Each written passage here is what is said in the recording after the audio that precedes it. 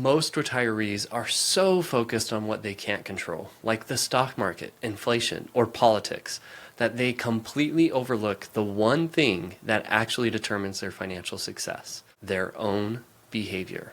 And that's the trap. Today's video, I'm joined by Carl Richards, author, artist, and creator of the Sketch Guy column in the New York Times, to unpack why real financial planning isn't about chasing returns. It's about having better conversations.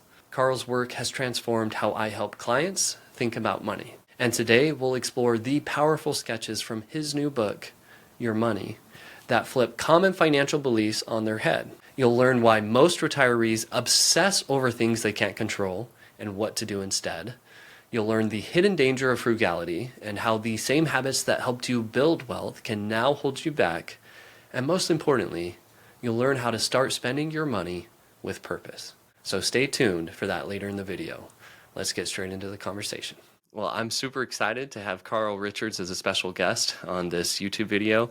Many of you who have followed me for a long time are already aware and familiar of Carl. He's hands down one of the most influential people that have impacted my career and how I think about money and how I help people navigate their money decisions. And so, Carl, I know you have a book coming out and your money, and you're super generous to share this time and talk about some of the work inside this book. So I'm curious if, just diving into it, is there anything that you don't want to add before we get into some of the contents and some of the sketches? Yeah, no, Thomas, just first of all, thanks for having me and the kind words. I'm super excited. The book, to me, is only important to the degree that it generates conversations. Like, in fact, I've been calling it a conversation grenade. Like, right, I just want to toss it in rooms and watch conversations break out, because I'm pretty convinced that good financial decisions and real financial planning happen in conversation. And we don't really know how to do that because nobody ever taught us. So it's fun to just be having a conversation like this. So let's dive in.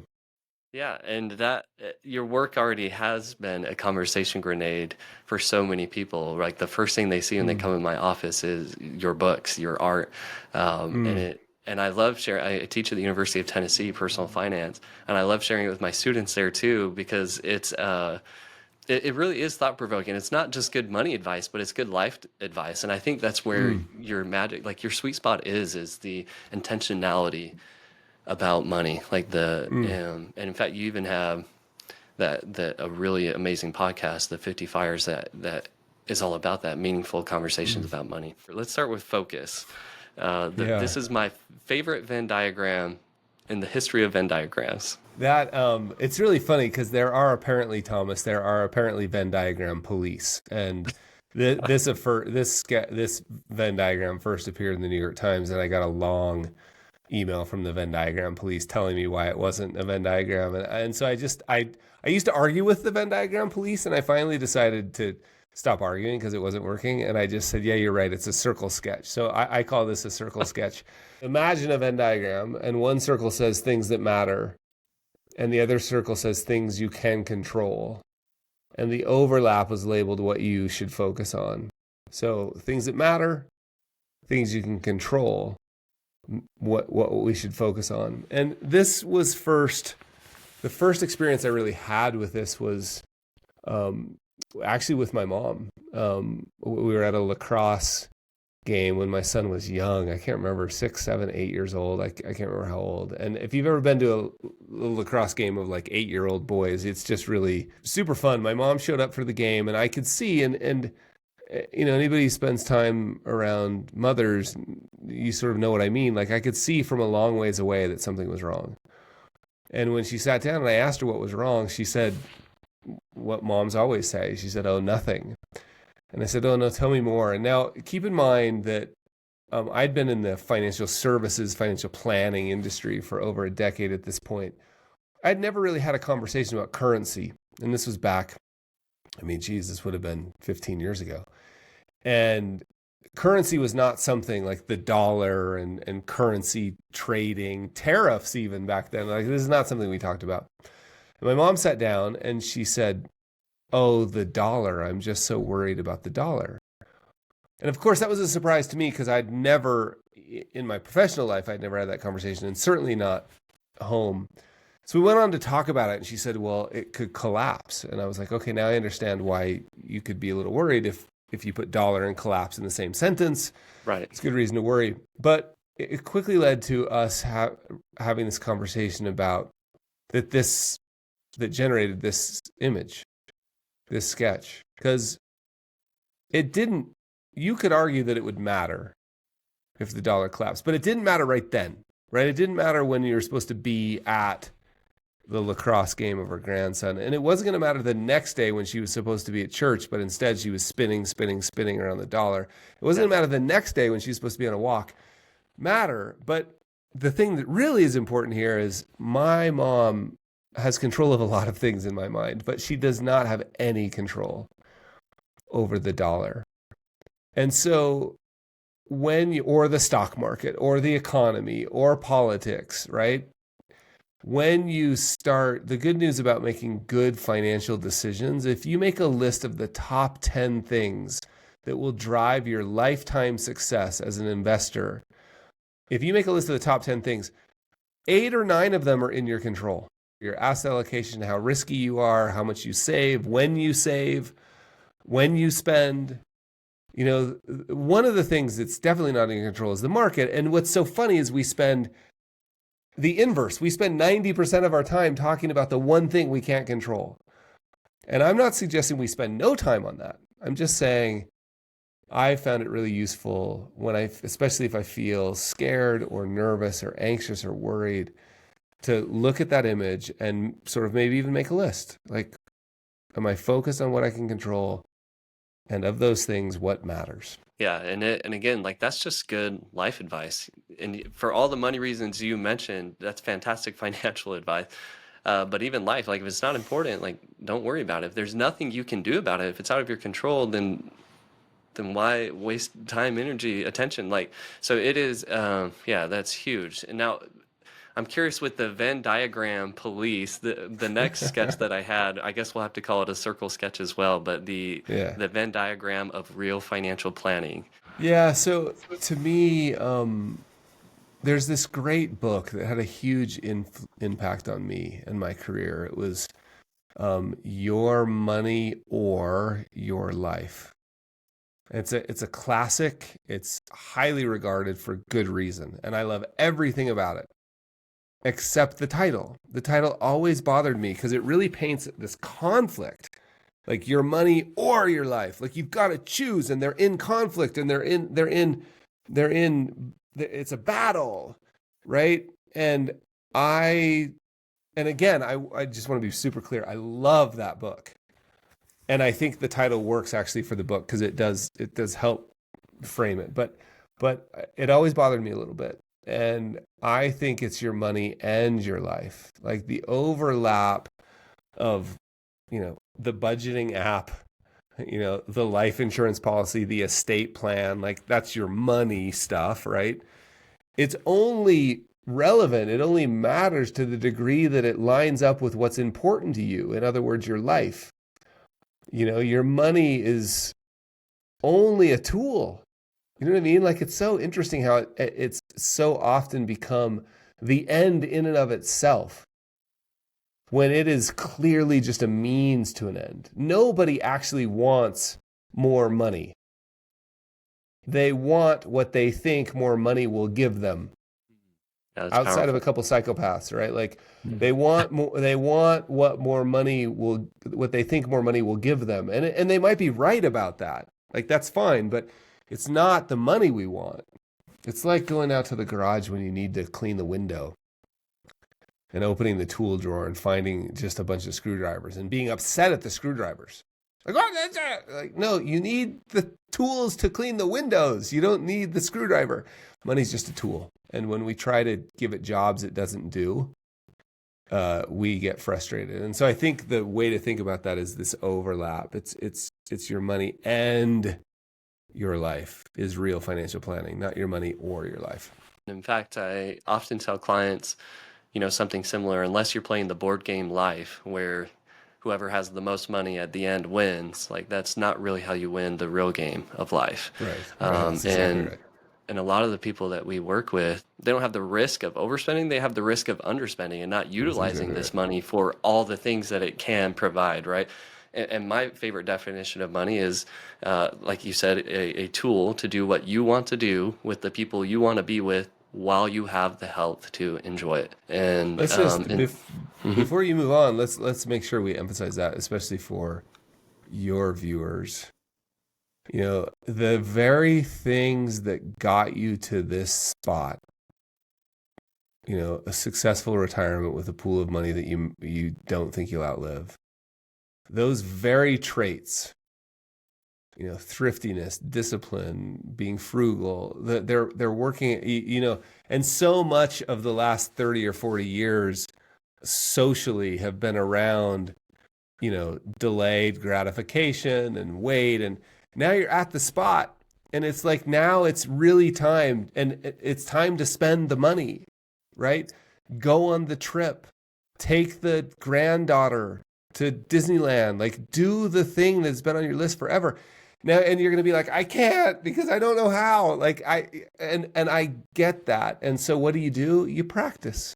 Like this seems so odd, but it's true. Like we need you to practice spending money in ways that are aligned with the things you did all the work for this moment.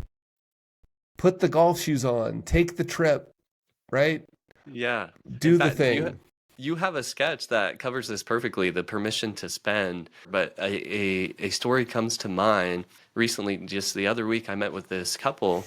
When you think of their money script, like their grandparents lived through the Great Depression. So that means they were raised by parents who had very like frugality like wired into them. And so their whole Mm-hmm. life they've delayed gratification. They've only focused on need. And they told me that their dream was to live on the lake, and they're Mm. living in a retirement community that is a lake retirement community. But when it came time to buy the home, they decided to buy a home that wasn't on the lake because it was less money. Even though they could totally afford to live on the lake and that was their dream, when it came down to the money decision, they're like, well, we just don't need it. And I had to like pause, like it's okay to want. Like your whole life has been only focusing on need, but it's okay to want. And I promise you, like if you're not flying first class, your kids will be. Like they won't have the same reserve to spend this money that you have. So like what is it all Right. for? And that's one of probably the most impact that you've had on me is that question, like start with why, and really understanding what we're optimizing for when we're doing financial planning. And that's why I like your money and your life. Such a great sketch. But can you tell us a little bit more about like the permission to spend sketch that's in your money book? There's a couple different sketches that point at this. One of the things the one that I really, really like is this idea of people you love and experiences, right? This idea of it, the data is in that spending money on there's two areas at the very least, causes that you care about, right? And often where you can see the impact. So that often it's like closer to home, the better. And number two, experiences with people you love. There's no need to wonder whether that will create a life of richness and joy and happiness. It will. Those things don't have to be expensive, right? They don't have to be expensive, but they could be, right? I'm pretty sure the evening walk to the mailbox with our dog, my wife and I take, will be one of the highest ROI activities I engage in when I look back on the last 20 years. I'm pretty sure it doesn't cost me anything. I'm also pretty sure that this weekend we went to visit our daughter at the university she's at and spent the weekend with her. I'm also pretty sure that will be something I'll remember for a very long time. And it did cost a little money. We flew there, right? We got upgraded. We enjoyed the business class seat. Like all of those things. And so if you can give yourself permission, and for those of you listening, I know this hurts, right? Because it's like exactly the opposite of everything you heard from your parents and maybe even their parents. It's genetically wired into you to not do this. And I love what you pointed out, Thomas, is like, if if you don't use it, the kids will get it. And I promise you, they're not going to have the same inhibitions as you. And there's nothing wrong with setting, but why not set your kids up for success while you're alive? Yeah. Like, let's go. Hey, do you want to take that class you wanted to learn to sail since you were a little kid? I kind of like that idea too. Let's go to Maine or wherever, right? And you can sail. I'm active enough that I can still sail with you, or I can be there on the shore. And when you come back in, like, it's just a crazy example, right? You've always wanted to learn to golf, or you've always wanted to see the Eiffel Tower, or hey, I know you want to get into trade school and you just can't afford it. I want to pay for you to get your electrician's license. Like those sorts of things. Give yourself permission. And here's the last bit I'll say on that. Just be gentle and practice. Like pick something small. We've always wanted, it doesn't have to be the house by the lake. It probably should be given your story, right? But it doesn't have to be. It could be something small. Like, hey, what if we just went on that one trip that we've been putting off? Just practice. And again, given all you've said, right? Like you're in a financial position to do it. It's what you've been waiting for. Let's go. Kind of leads into the next question I want to talk about, the things that you have to invest. And a lot of people are so wired to think about money, and they're not realizing that time, their energy, their attention may be their most valuable resources. Even as you've mentioned, that the memories that you've had with your wife on the mailbox walks and visiting your daughter, like that is appreciating to you. Like you've invested in that. So how would you unwind more the idea of that money isn't the only thing that you have to invest? Yeah, I'm pretty sure it's not even the most important one. I struggled with this. This is a bar chart. It's got 4 bars, and one bar says money, the next bar says energy, the next bar says time, and the last bar says attention. And I tried to like there's no precision on which bar is higher. But I spent a lot of time thinking about it. I'm like, man, I don't want anybody to lose the point by arguing. But it's interesting to think about time. Time, energy, and attention are super interesting to me. We talk about money enough. I've been curious lately. Like somebody asked me this question: What if money behaved more like time, where at the end of every day, like you couldn't save it up? Now, again, I'm not suggesting this, but it's just an interesting thought experiment. How would you behave? What would be different about your life if you couldn't save up money? Like in the morning, there was an allocation. At the end of the day, it went poof, what you didn't use. The next day, you got some more. Like, how would you live? And again, I'm not suggesting that as behavior. I'm just saying it's a very interesting thought experiment of how I would be, because one day that will be true. Right? One day that will be true. There will be no more money. Like you're not taking it with you. We know that. So it's an interesting experiment. And then I love attention. And I would say, based on if we use society as any reasonable metric for what is valuable, right now attention is the most valuable thing in the world. Like the biggest corporations in the world are fighting for your attention. The richest men, 2 men in the world, maybe even 3, right, are fighting for your attention.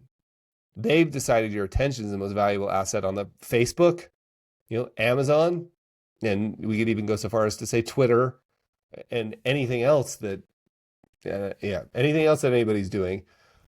Your attention's insanely valuable. And I don't, and we don't often think about it, but we use words like pay attention. I think that the cost of a good relationship is paid through attention, right? That's powerful. The cost of an amazing experience, you pay the bill for an amazing experience. Part of it's with money, but most, like you could go do what should be an amazing experience, pay the bill with money and not be there, right? Because you're off somewhere else thinking about something different. You can be we all know this, right? You can be in a conversation with a spouse or partner and not be there in the conversation with a spouse or partner. Yeah. Well, that thing has no value. So you pay the bill for an amazing relationship. And I think you pay the bill for an amazing life with the currency of attention. And so that's how I was thinking about that. Yeah, I love that. And that hits hard. And an area I can certainly improve on. And probably because I've struggled in this, my wife has implemented a drawer for phones when I'm home from work, so that I can't not just give them my Super time, but smart. can give them my attention. I think it's just super smart to realize it. Like that we need more of that exact. I mean, I get treated by the team at work and my wife and kids. I get treated almost like an 8-year-old, you know what I mean? Like, because we've had to establish really clear guardrails around that stuff. And it's because on the other side of that fight are 300 PhDs battling for my attention. It's like showing up to a gunfight with a knife. Like, I'm not going to win. Walk through the airport, walk through any restaurant, and you will notice nobody's winning. They're all like, there you are at the restaurant with your spouse and both of you are on your phones. So I think it's smart just to realize how big of a deal it is and how important, how valuable it is, your attention. I'm curious your story behind the sketch Life Changes. I want to call it a play on words, but maybe play on sketch. I don't know how you would, but it looks like the market volatility, but it also looks like the heart rate monitor. Oh, yeah. And I think this is really similar to the meta, your money, energy, time, and attention. Peter Attia in his book Outlive, he basically says, like, look, as a society, we're really good at helping an 80-year-old live 3 more years, but we're terrible at like preventative care and helping 30 and 40-year-olds invest in their health and their energy so they can have a longer health span. And just seeing your sketch, it really hit me because I saw this sketch for the first time right around the time that my mom was diagnosed with stage 4 lung cancer. So it hit me really hard. Just realizing that and accepting that time, like, tomorrow's not guaranteed for anybody. Like, it's wise to plan for tomorrow, but or maybe it's better to say it's smart to plan for tomorrow, but it's wise to enjoy today. Just understanding that tomorrow's not guaranteed for anybody.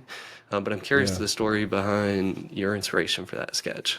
Yeah, it's really, really interesting to just think about, like, all we really have is the current moment.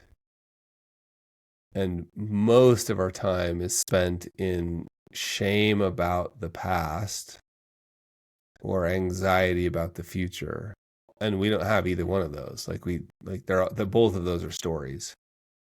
All we really have is the moment right now. And it was interesting in our recent trip to see my daughter. She's in California, and so we spent some time on the ocean, and we saw somebody sailing, and I thought, I've always wanted to learn to sail. We lived in New Zealand for 4 years, right in a sailing community, and I've always wanted to learn to sail. And my daughter was like, what are you waiting for? And we were having that came up because we were talking about somebody who'd just been diagnosed with cancer and was doing a bunch of things, survived, and was like, I'm not going to wait anymore. I'm not going to delay anymore. And so, again, the thing we're talking about with real financial planning is a series of trade-offs. Financial planning has moved way too far towards the fear of the future. And I think to a large degree, often financial planning can facilitate missing out on what you really want because you're always thinking about the future. And so real financial planning done well helps manage that tension. And I think we need to swing back a little bit towards the idea because, as you're pointing out, things change, like life changes. The moment you get comfortable with one thing, and I think this is, again, to anybody nearing or in retirement, the level of change that we're seeing in the world right now is, and especially the level of change you have seen, your listeners have seen over the last 10 years, it doesn't match the previous 40 years of their lives because there was a very predictable, stable path, and now things are moving so quick. Whether it's actually more uncertain or it's just our perception that it's more uncertain doesn't really matter because perception is reality. So then you get to, like, things change.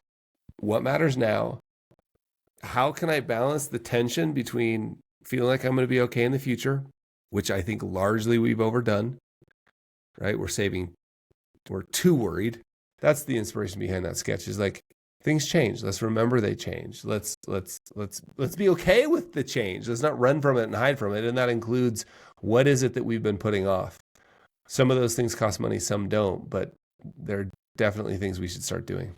not all the joy is in the destination. You have to find joy in the journey because the destination isn't guaranteed for everyone, right? If it's not cancer, then it could be a heart attack or it could be a car accident. And so I will say and you have another back to the Venn diagram police, which I'm super curious. Like, why are they why are they saying it's not a Venn diagram? Because it clearly looks like one. that was I just am like, I don't even know. Like but they had good reasons, and it's fine. That is so funny to me. There's another Venn diagram or circle sketch where one sphere says people you love, the other sphere says experiences, and then the overlap says spend the money. And I think about like my mom and in her circumstance, cancer sucks. There's no other way to say it. But the gift of cancer is we got a little bit of time to be intentional about what we do with the time that she has left, right? And so this last year we went on a family cruise, and we had never done that before with all the parents, their kids, grandkids. And it ended up being the most beautiful like family vacation we've ever had. And we only did it because that switch was flipped that, hey, we need to be more intentional, right? And that is something that I'll remember forever, right? That is something that appreciates over time. Like, that's why I love that sketch that says, hey, spend the money, people you love, experiences. But what was your inspiration? What was the story behind that sketch for you? Yeah, there's lots of stories behind that. But maybe the best one is for this moment is we live in a mountain town in Utah, and there's lots of hot air balloons in the summer and the spring, summer, and fall. There's hot air balloons, like certainly in the fall, almost every day when I go on my morning bike ride or hike. And my father-in-law, who passed away, I think it's 5 years ago, always wanted to go on a hot air balloon, and they had the money to go on. They could buy the hot air balloon. It would have been fine, right? Like, but I remember one time he said, "Oh, it's I can't remember what the number was. It's $100 a person, or it would cost us $500 to take something." The number wasn't insignificant, but it also wasn't anywhere near out of reach, and we just never did it. And that's fine. And the pain I feel about that is no longer shame or guilt. It's a reminder now to be like, okay, what is that now? What is the thing that is a reasonable expense, maybe even unreasonable? And I could tell you hundreds of stories about people who've been like, let me just tell you one more. There's a great financial planner in London who had a client that lived in Wales, so she was Welsh. And years ago, I don't know how long ago, 100 years ago, something, like a bunch of people from Wales, when there was no jobs there, went to Argentina to help in the mines in Argentina. And so she had a bunch of ancestors that had moved to Argentina, and she was also a rugby fan. So she'd always want to see the Argentinian national team, the Pumas, play the Welsh national team. But she was always like, I can't afford it. I can't afford it. I can't afford it. And her financial planner finally was like, she's in her 70s. She's like, you got to go do this. Like, go see where your family was, go see some of your relatives, and go to the game in Argentina. She's like, oh, I can't sit that long on a plane. She's like, you could have a lay flat bed suite, and you could do it every year for the next 20 years. And it would never be you wouldn't even notice it in terms of like the impact it'd make on your financial plan. And she was like, really? So it took 2 or 3 years of like getting warmed up to the idea. Finally connected her to a travel agent. She went, and she just was like, it's the most important thing. So there's a story of a hot air balloon and a rugby match that I think just sort of tie that up really well. Like, let's go spend the money. That is beautiful and painful at the same time. I'm sorry to hear about the constant reminder. Yeah. I've had a experience like that where the pain actually is a helpful reminder to help me be more intentional going forward. And so Exactly right. I hope that even though it is painful, I hope that is helping you. Carl, I think this is a great time to wrap it up. But thank you so much for sharing your stories, your inspiration behind these sketches. I promise that they will be meaningful conversation grenades, as you said, to help us think about money and live more intentionally with money as a tool. And so So with that, I just wanted to thank you. Yeah, amazing, Thomas. And thanks for, it's clear you put some preparation into this, and thanks for the thoughtful questions. And yeah, just one last reminder of like, start thinking about these things. They're just too important for us to keep ignoring. So thanks for all the work you're doing, Thomas. Cheers. All right, cheers. If there's one message to take with you today, it's this. Good financial planning isn't about hitting arbitrary numbers. It's about aligning your money with what truly matters. The conversations you have and the choices you make are real indicators of success. If Carl's sketches got you thinking differently about money, and I'm sure they did, don't stop here. His new book, Your Money, is filled with powerful visuals and stories that make complex ideas simple and actionable. You can pre-order it right now using the link in the description. And if you're ready to have a meaningful conversation about your own finances, to move from confusion to clarity, click the other link to schedule your free financial review with me. Let's make sure your money is aligned with your life and not the other way around. All right, you've done the hard part, building security.